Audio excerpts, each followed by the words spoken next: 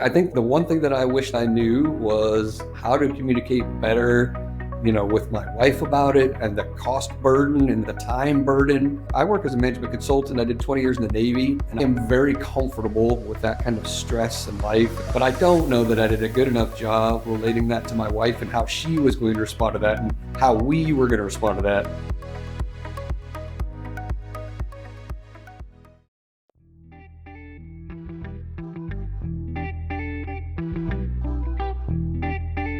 Success isn't just about what you achieve. It's about living a life that reflects your values and priorities. Welcome to Engineer Your Success, the podcast that helps you lead with intention and live fulfilled.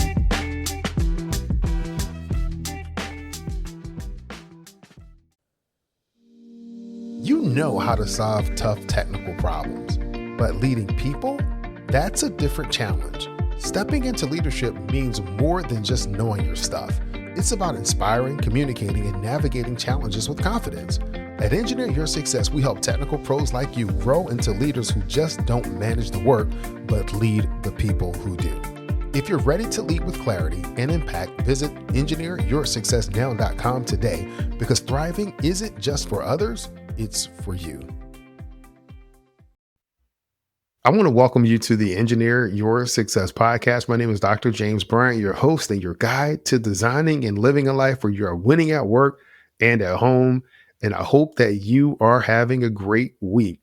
Today, we have a great guest. His name is Mr. Matt Thompson. I'm looking forward to some of the wisdom that he can share with our podcast listening audience. Matt, welcome to the show. Thanks, Dr. Bryant. I'm really excited to be here. I think wisdom might be a little strong. We're going to talk about some fun things and some things I've learned, but I don't know if I'd call it wisdom quite yet. Yeah, wisdom may come in others and what they may learn from your story and your journey and how they might be able to apply it to theirs. So why don't you tell the listening audience a little bit about yourself? Yes. Out of high school, I tried to go to the Naval Academy. I was the first alternate. I didn't make it in, so I enlisted. I've always had a certain motivation or drive. I don't really know why. I didn't have a list of things I wanted to accomplish. Long story short, out of that, I applied for an ROTC scholarship. I went to college for 4 years. I got a degree, went back to the Navy. Turned out to be a phenomenal time. I retired in 2017. While I was driving along, I got like a couple master's degrees. And then I opened a training company, and then I started a franchise, and I work as a management consultant. So a pretty wide breadth of things. So what was your initial degree? I have a bachelor's in chemistry that I've never actually used in any way. One of those people that can't figure out what they're doing in life. I got a master's in IT. Computers are cool. IT's fun. Still didn't really finish it up where I ended up. So then I got an MBA. And then I kind of found my niche. I really love business. And the MBA was the degree that really got me on the path to where I'm going now. No, I think that's a great lesson for folks. If first you don't succeed, try again. You try to go to the Naval Academy. Didn't work out. So what do? You enlist. That worked out for you. You go to ROTC, you get a degree in chemistry. No, don't quite want to do that. Let's do something else. You get another degree. Is that going to work? No, let's do something else. But you kept going until you found something that fit what you wanted to do. Yeah, so I think the Naval Academy story is a super fun one, right? Because I went to the same high school as the person that got the appointment. I knew her. She and I were friends, and she was an awesome individual, totally deserving. But yeah, total shock news. Hey, by the way, you're not going. All right, let's figure out the next plan then.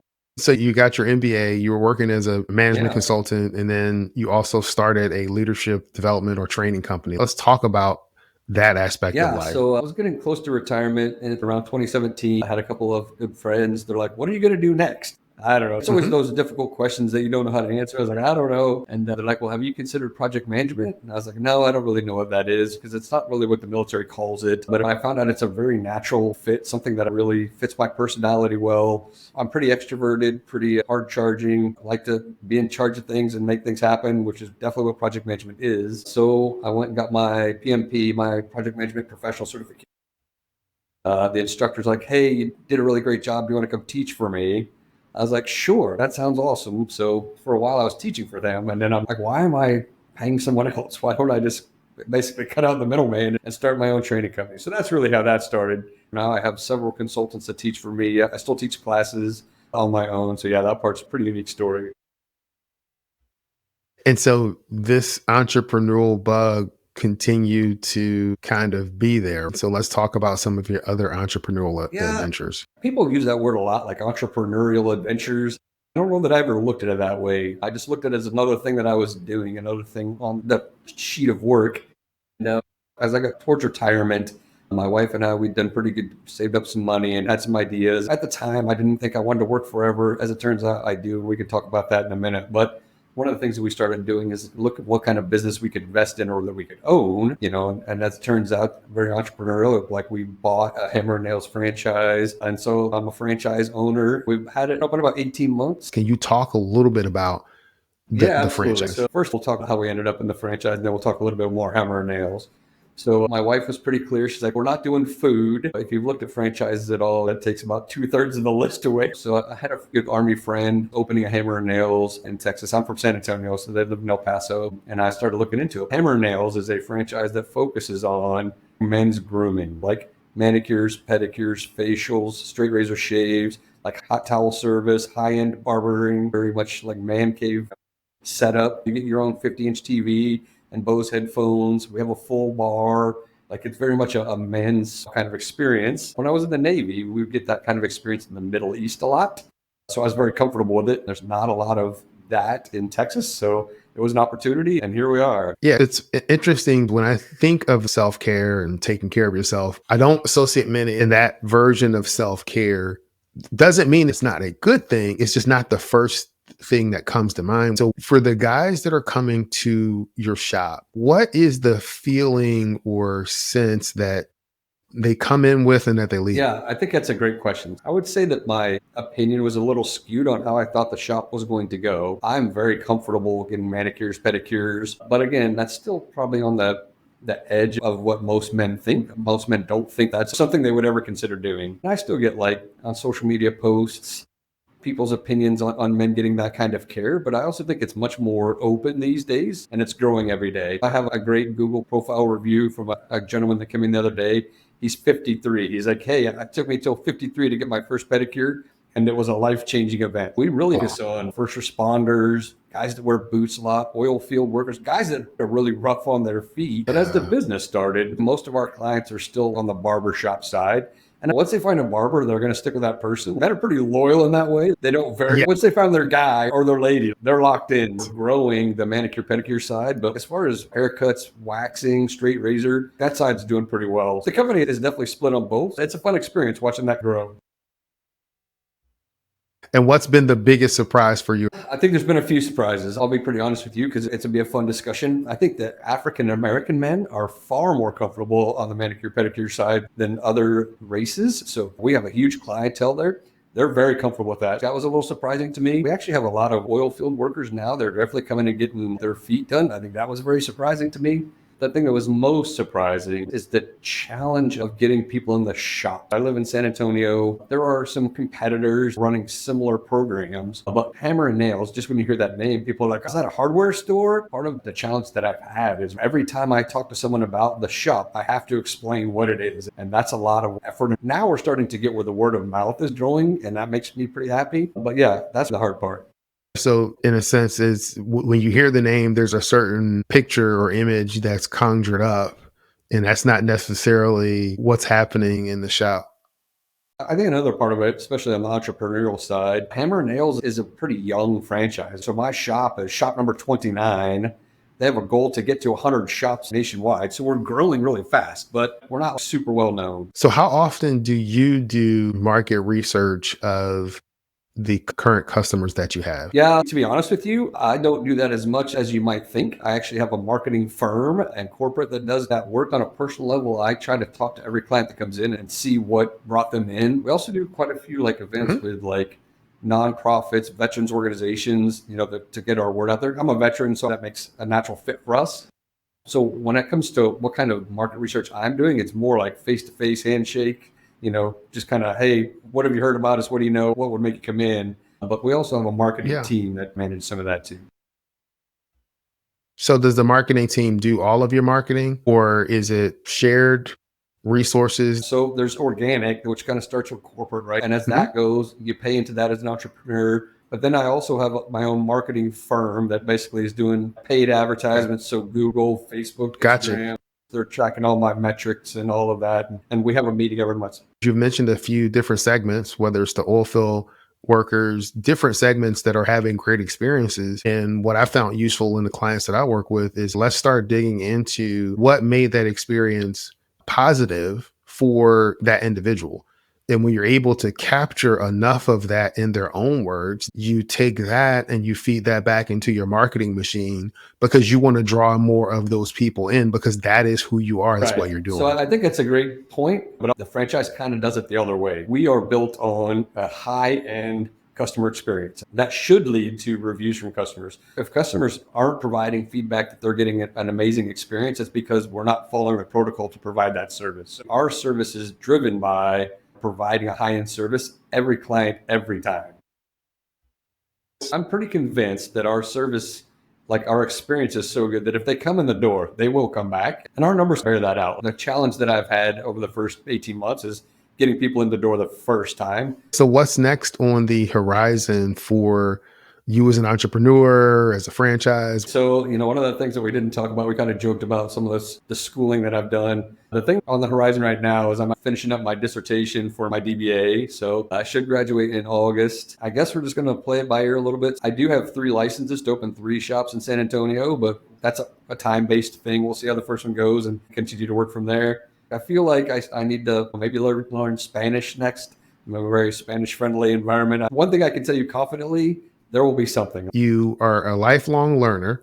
You have a hunger to learn, but you also want to implement and apply. So it's not enough for you to learn. You want to be in environments where you can put that learning into practice. Yeah, I think people ask me all the time, like, where does that motivation come from? I'll tell you, I have no idea. Like, I don't, like that part I have not figured out, but there's always some, but I don't know what it is. People are driven by a lot of different things. And it could be part of what drives you is just learning and growing in that way and continuing to develop yourself and continue to I do evolve. think that's true. I really enjoy the journey of learning new things and meeting new people. I'm a huge fan of that for sure. So there's somebody listening to this podcast episode, they're interested in possibly opening a franchise or dipping their toe into entrepreneurship. What are 3 pieces of advice that you would have for them? I think the first one is the most important, and then the other 2 kind of go along with that. Just do it, right? Don't be paralyzed by trying to analyze it and find the perfect solution. I don't believe there's a perfect answer. Start moving forward and then pivot if you need to. So just do it, make it happen. I was speaking to a good friend of mine and she's like, "You're just opening a franchise? How do you know how to do it?" I don't know how to do it, but I'm going to figure it out. I think 2 and 3 is like, don't be afraid to ask for help. And 3, ask anybody that has ever done it. I think there's this misconception that business people aren't willing to help or talk about it. I haven't seen that. I found you on LinkedIn. You look like you do this. I don't know anything about that. Can you talk to them? They're very willing to talk. 1, just do it. 2, ask for help. And 3, just make it happen. Just go do it. Relationship building is important to me. People that just go and ask without trying to build a relationship, they're not going to get any help. But if you chat and say, "Hey, like, tell me about your business," people are very excited to do that. Yeah. No, I think that relationship building, networking all play a key role as you want to continue to evolve. Everybody has different experiences. So you have a different perspective. When we're talking about these things, it's always great to expand our perspective by taking into the knowledge, what's been going on in that other person's Yes, world. I got another good one. I guess it would be number 4.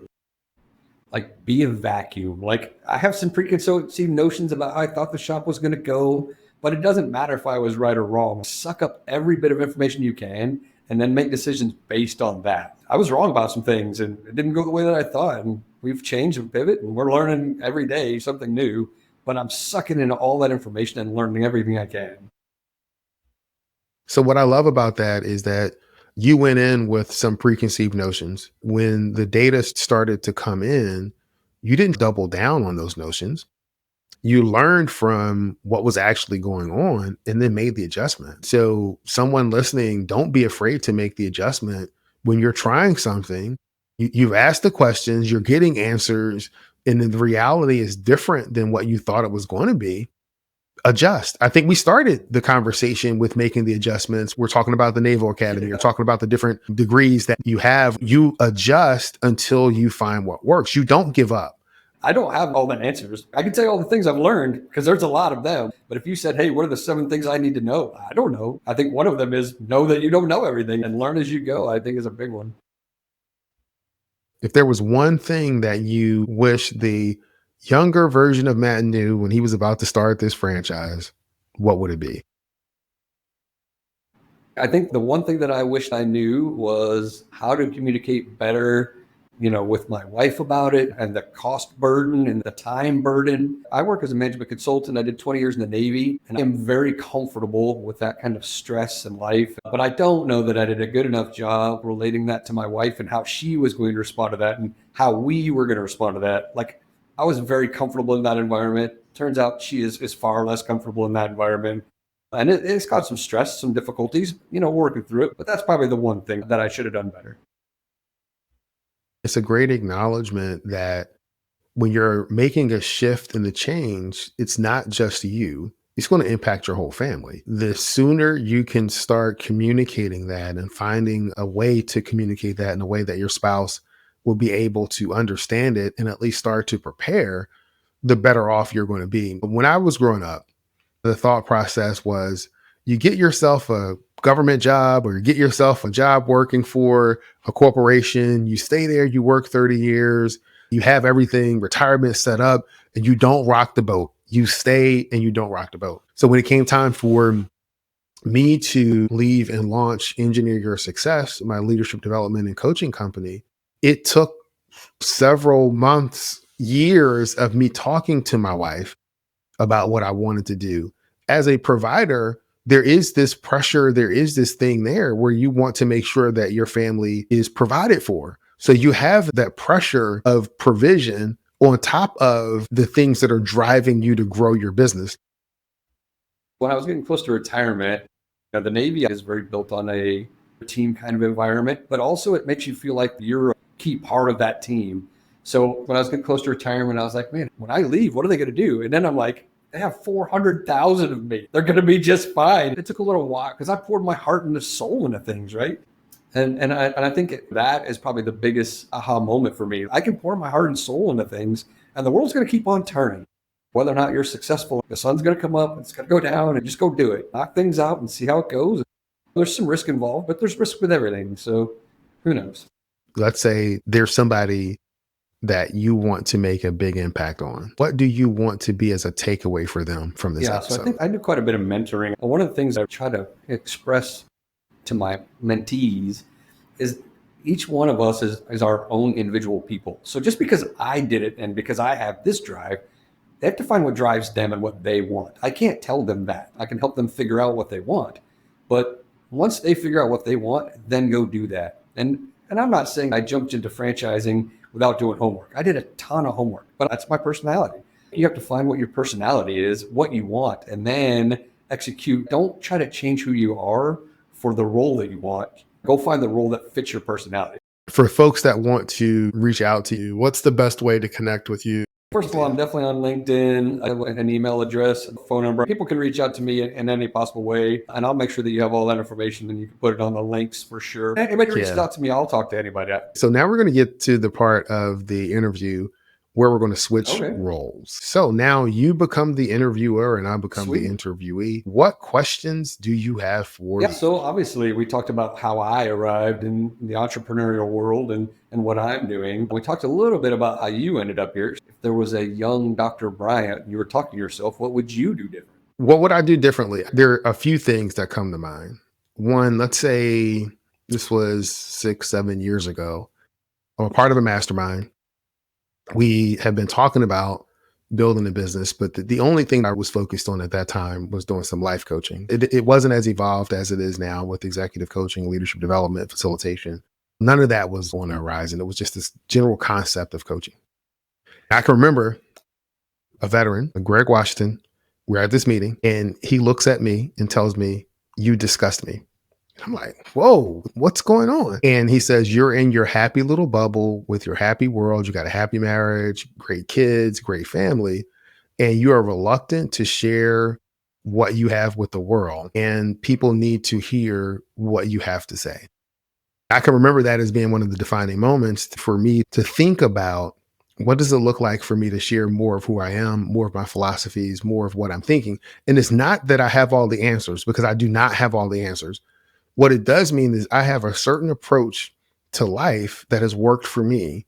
So what does it look like for me to share that approach? Not to say that this is the only way, but here is a way in which you can redefine and continue to have success. Here is a way that you can maintain a strong relationship with your wife while you are building a career and then going to open up a business. The one piece of advice that I would give myself is share your story sooner. There are more people that can be impacted by you showing up authentically as yourself and just being you, because each of us, as you just said, are unique. We have a unique story. We have a unique way that we wire. We have a unique way of how we communicate.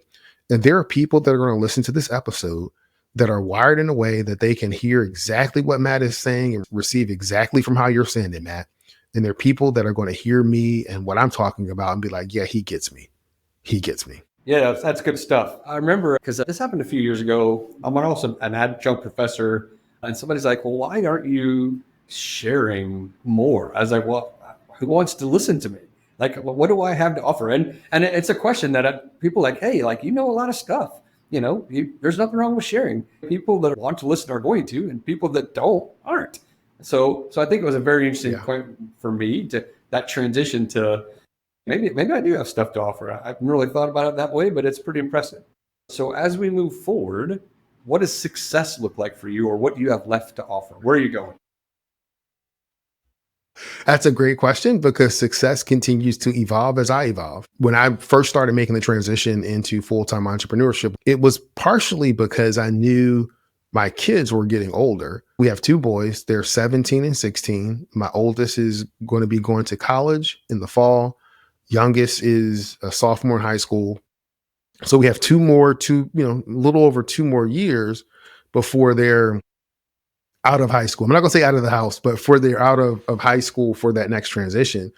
And so I started thinking, what do I want life to look like when that happens? And started making changes in order for us to be able to have the flexibility. Maybe we want to do more traveling. Maybe my wife and I just want to spend some more time doing certain things. Now, as I think about where I am, what success is looking like, being able to continue to show up fully as myself.